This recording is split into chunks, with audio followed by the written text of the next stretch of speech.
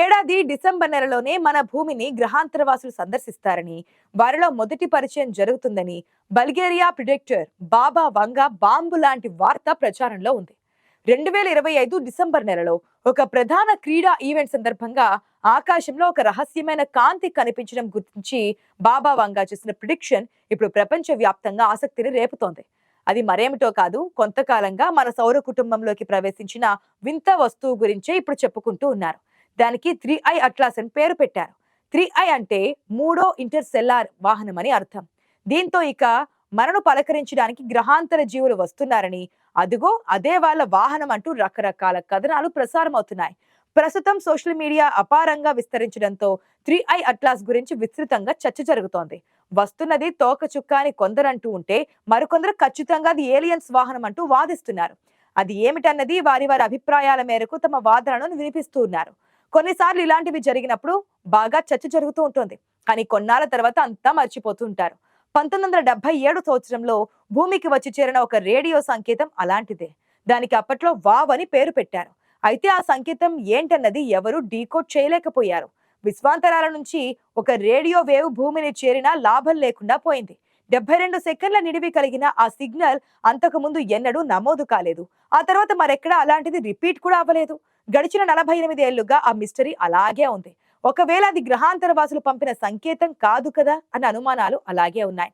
ఆశ్చర్యం కలిగించే ఆ సిగ్నల్స్ కు వావ్ అని నామకరణం చేసిన ఆస్ట్రోఫిజిస్టులు ఇప్పటికీ పరిశోధనలు సాగిస్తున్నారు.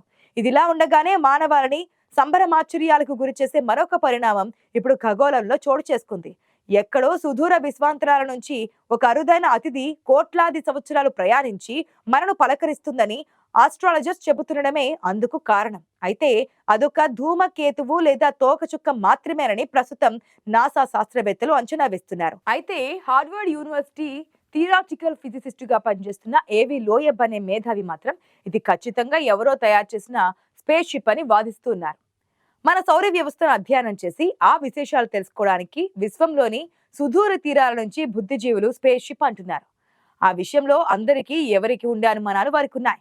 అయితే ఏ ఒక్కరికి అది స్పేస్ షిప్ అని నిరూపించే స్థాయి టెక్నాలజీలు లేవు. అన్ని ఉన్న నాసా మాత్రం అది ఏలియన్స్ పంపిన స్పేస్ షిప్ కాదని, తోక చుక్కేనని తేల్చి చెప్పింది. అయితే ప్రపంచంలో ఎక్కడ ఎప్పుడు ఇలాంటి ఘటనలు జరిగినా, యుఎఫ్ఓ సైటింగ్స్ జరిపిన ముందు వాటిని ఖండించేది నాసాయే అని ఇతర పరిశోధకులు నమ్మకం. అంటే నాసా కావాలని అమెరికా ఆదేశాల మేరకు సీక్రెట్ దాచిపెడుతుందని నమ్ముతూ ఉంటారు. అయితే ప్రస్తుతం ఈ 3i అట్లాస్ ఇంటర్సెల్లార్ ఆబ్జెక్ట్ ప్రయాణంలో అది ప్రదర్శిస్తున్న లక్షణాలు అలాంటి సందేహాలకు ఊతమిచ్చేలానే ఉన్నాయి. ఇతర గెలాక్సీల నుంచి వచ్చిన ఆబ్జెక్ట్ అవ్వడం, గతంలో ఇలాంటి మరో 2 ఆబ్జెక్టులు కూడా వచ్చి వెళ్లడం నేపథ్యంలో ఈసారి తాడో పేడో తేల్చుకుంటామని అంటున్నారు శాస్త్రవేత్తలు. హవాయిలోని అట్లస్ దూరదర్శిని మొదటి దీనిని గుర్తించడం వల్ల దానికి ఖగోళ శాస్త్రవేత్తలు 3i అట్లాస్ అని పేరు పెట్టారు. అయితే ఏలియన్ల ఉనికిని ప్రస్తావించే ఆనాటి ఆ వేవ్ రేడియో సిగ్నల్ అయినా, ఈనాటి ఈ 3i అట్లాస్ అయినా ఒకే దిశ నుంచి రావడం పెద్ద సందడికి కారణమైంది. గ్రహాంతర వాసుల సిద్ధాంతాన్ని మరొకసారి తెరపైకి తెచ్చింది. సాధారణంగా మనకు కనిపించే తోక చుక్కలు సౌర మండలంలోని కూపర్ బెల్ట్ లో పురుడు పోసుకుంటూ ఉంటాయి. ఇప్పటికే మనకు పరిచయమైన హేలీ, షూమేకర్ కామెట్స్ ఈ కేటగిరీకి చెందినవే అంటున్నారు. ఆ జోన్ నుంచి విడివడే ధూమకేతువులు శని, బృహస్పతి లాంటి బాహ్య గ్రహాలను దాటి భూమి, మార్స్ లాంటి అంతర్గ్రహాల వైపు దూసుకువచ్చే ప్రయత్నం చేస్తాయి. కానీ వాటి ప్రయాణంలో చాలా వరకు విఫలమవుతాయి. జూపిటర్ గురుత్వాకర్షణ శక్తికి లోనై దానిపైనే పడిపోతూ ఉంటాయి. అలా భూమిని కాపాడుతూ బృహస్పతి గ్రహం మానవాళికి ఒక రక్షకుడిగా పనిచేస్తూ ఉంటుంది. కానీ ఈ 3i అట్లాస్ ఆ కోవలోకి రాదు. ఇది గంటకు లక్షల కిలోమీటర్ల వేగంతో దూసుకుపోతున్న బహుదూరపు బాటసారి. దీనిని ఇప్పటికే ప్రపంచ వ్యాప్తంగా శాస్త్రవేత్తలు ఫాలో చేస్తున్నారు. వారి పరిశోధనల్లో తేలిన వివరాల ప్రకారం ఇది అమెరికాలోని మన్హట్టన్ నగరం అంత విస్తీర్ణం ఉంటుంది.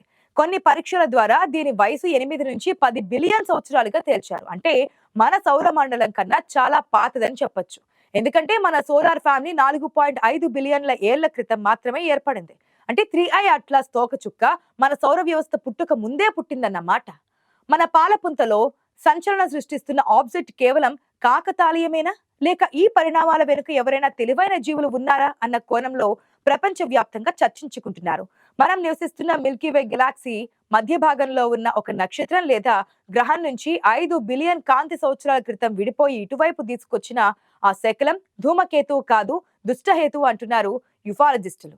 భూగ్రహవాసులకు దానివల్ల ముప్పు పొంచి ఉందన్న సిద్ధాంతాలు కూడా ఉన్నాయి. అందులో నిజంగానే ఏలియన్స్ ఉంటే ఏ క్షణమైనా వాళ్ళు మనపై తెగబడే అవకాశం ఉంటుందన్న గుబులు కూడా వెంటాడుతోంది. కర్మకారితే మనం కూడా ఈ వింత పరిణామాలకు అనివార్యంగా ప్రత్యక్ష సాక్షులం, బాధితులం కూడా అవుతాం. సామాన్య జనంలో సైతం ఖగోళ విజ్ఞానం పట్ల ఆసక్తి పెరుగుతున్న ప్రస్తుత తరుణంలో ఆ విశిష్ట అతిథి విశేషాలు తెలుసుకోవాల్సిన అవసరం ఉంది. ఈ ఏడాది జూలై 1వ తేదీన దీనిని గుర్తించారు.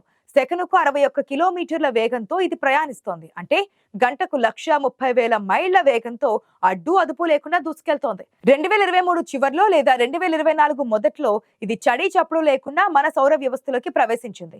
2024 సంవత్సరం మధ్యలో అది నెప్ట్యూన్ గ్రహాన్ని దాటింది. 2025 జనవరి ఫిబ్రవరి మధ్యలో శని గ్రహం మీదుగా అక్టోబర్ 29వ తేదీన సూర్యునికి అతి దగ్గరగా చేరింది. సాధారణంగా ఏ ఖగోళ వస్తువైనా సూర్యుని గురుత్వాకర్షణ శక్తికి ఇట్టే లొంగిపోతోంది.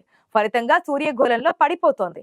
కానీ 3i అట్లాస్ ప్రవర్తన అందుకు పూర్తి భిన్నంగా ఉంది. అవసరానికి అనుగుణంగా పక్కకు తప్పుకుంటూ అది ప్రయాణిస్తున్న మార్గాన్ని సైతం మార్చుకుంటోంది. అంటే దాన్ని ఎవరో నియంత్రిస్తున్నారన్నది ఒక అంచనా. మామూలుగా ఖగోళ వస్తువులకు 0.1% కూడా సాధ్యం కాని ఒక అరుదైన కక్షలో 3i అట్లాస్ ప్రయాణిస్తుండడమే పలు అనుమానాలకు తావిస్తోంది.